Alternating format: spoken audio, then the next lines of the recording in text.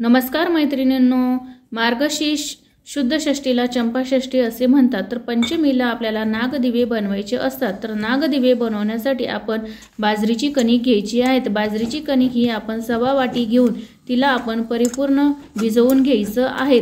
आणि असे पूर्ण भिजवून घेतल्यानंतर हा आपण एक पिठाचा गोळा करून छोटासा गोळा तोडून घ्यायचा आहे।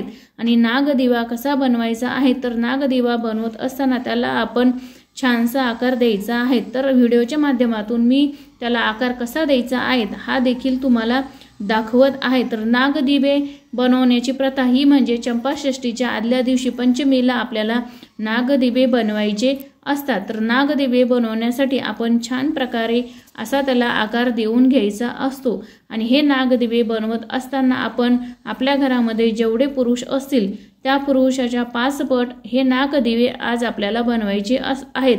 माझ्या घरामध्ये 3 पुरुष आहेत, तर मी एका पुरुषाच्या पटी म्हणजे 5 पट एका पुरुषाचे 5 दिवे बनवून घेतलेले आहेत। म्हणजे असे मी पूर्ण 15 दिवे नागदिवे बनवून घेतलेले आहेत। आणि हे नागदिवे कसे बनवायचे आहेत ते मी व्हिडिओच्या माध्यमातून तुम्हाला दाखवत आहे। तर त्याला आकार कसा द्यायचा आहे, अशा प्रकारे हे नागदिवे आपण बनवून घेतल्यानंतर आपल्याला या नागदिवे एक पाण्यामध्ये उकळ करून घ्यायची देखील आहेत। असे मी हे 15 नागदिवे बनवून झालेले आहेत। आणि आता कढईमध्ये मी पाणी देखील टाकलेलं आहे। पाणी टाकून त्यावर एक चाळणी ठेवलेली आहे आणि त्या चाळणीवर मी हे आपले जेवढे काही नागदिवे बनवलेले आहेत ते मी या चाळणीवर ठेवून घेतलेले आहेत।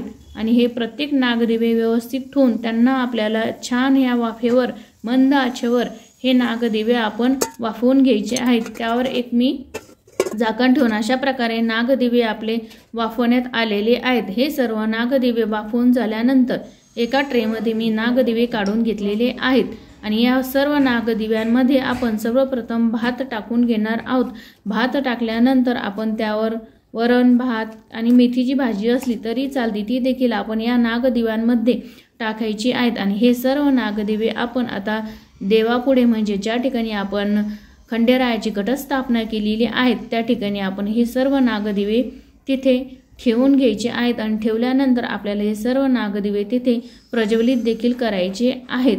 तर हे नागदिवे करण्यामागील जो काही उद्देश आहे किंवा आपल्या परंपरेनुसार आपल्या पोथीपुराणामध्ये असे सांगण्यात आलेले आहेत, तर नागदेवता हा मूळ पुरुष असल्यामुळे म्हणून आपल्या घरातील जे काही मूळ कर्ते पुरुष आहेत तर त्या एका पुरुषाच्या 5 पट आपल्याला नागदिवे बनवून आपल्याला हे नागदिवे या आपल्या घटस्थापनेसमोर प्रज्वलित करायचे आहेत। हे नागदिवे बनवण्याचा मुख्य उद्देश म्हणजे आपल्या कुळाचा जो कुळाचार असतो तो पूर्ण वाढत राहावा, आपली ही संख्या दुप्पट किंवा 5 पट होत राहावी असा या पाठीमागील उद्देश असतो।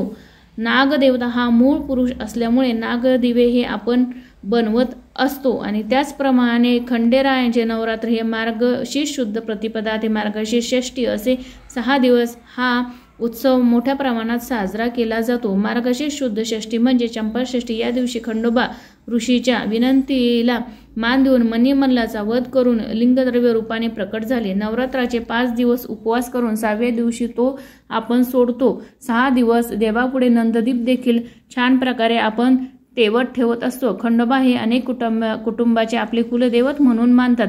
खंडोबाला मणिमल्लाचा वध केला म्हणून मल्हारी असे म्हटल्या जाते किंवा मल्हारी म्हाळसाकांता देखील म्हटल्या जाते। हे नागदिवे पेटवून झाल्यानंतर प्रज्वलित केल्यानंतर आपण दुसऱ्या दिवशी उपवास सोडतो किंवा त्या दिवशी आपण हे नागदिवे काही ठिकाणी वरणामध्ये खाण्याची प्रथा आहे। परंतु जर काही नागदिवे आपले खाण्यात आले नाही तर आपण गाईला हे नागदिवे खाण्यामध्ये दान म्हणून देऊ शकतो। अशा प्रकारे हे नागदिवे मी बनवलेले आहे।